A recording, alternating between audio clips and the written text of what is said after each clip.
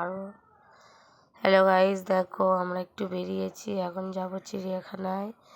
গাড়িতে বসে গেছি, অয়ন এখানে ফোন দেখছে, পিছনে দাদু দিদা বসে আছে। চিড়িয়াখানায় আমরা চলেও এসেছি। দেখো এখানে পাখি আছে সব, তোমাদেরকে ঘুরে ঘুরে দেখাবো, তোমরা দেখো কেমন লাগলো কমেন্ট করবে। দেখো গাইস, ভাল্লুক দুটো মারপিট করছে, দেখো কেমন, দেখলেই হাসি লাগবে, দেখলেই হাসি লাগবে। একটু দেখো আর কেমন লাগলো একটু কমেন্ট করো প্লিজ।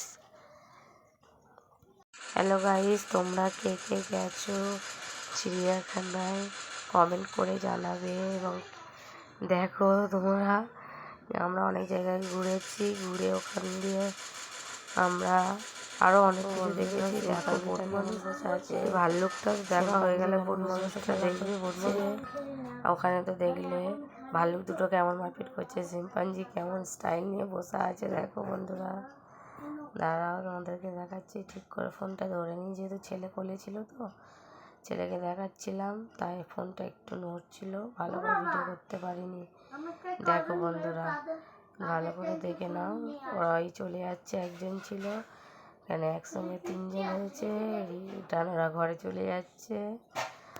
আমরা এখানে ভিডিও। বন্ধু এখানে বাঘটা কেমন হাঁটছে, দিক ওদিক করেই যাচ্ছে, এক জায়গায় দাঁড়াচ্ছে না ঠিকঠাক মতো।